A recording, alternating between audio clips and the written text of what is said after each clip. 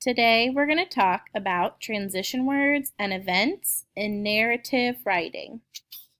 This is a narrative story called Big City Sights. Let's look for transition words and events. I'm going to pass the introduction and move on to the first event. This page says, first they would go to a museum. Ty loved dinosaurs. He would take pictures of every dinosaur in the museum. He might even make a dino mask.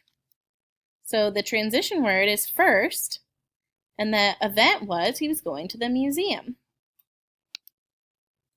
On the next page, it says, next they would ride a bike taxi. Ty wanted to visit Chinatown. He would eat lunch with chopsticks. He might even see a dragon or two. I see the transition word next, and the event is that he went on a bike taxi to visit Chinatown.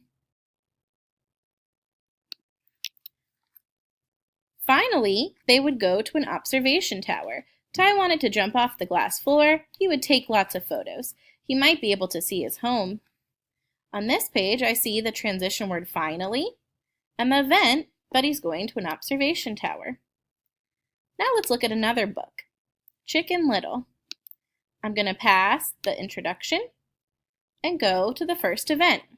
It says, along the way, Chicken Little met Henny Penny. Where are you going in such a hurry? Asked Henny Penny. I see the transition word along the way and the event that he sees Henny Penny. The next page says, soon they met Cocky Locky. Where are you going in such a hurry? Asked Cocky Locky. So on this page, I see the transition word soon and the event that he met Cocky Locky. Now that you know transition words and events, go fill it in on your activity list and complete the activities for writing.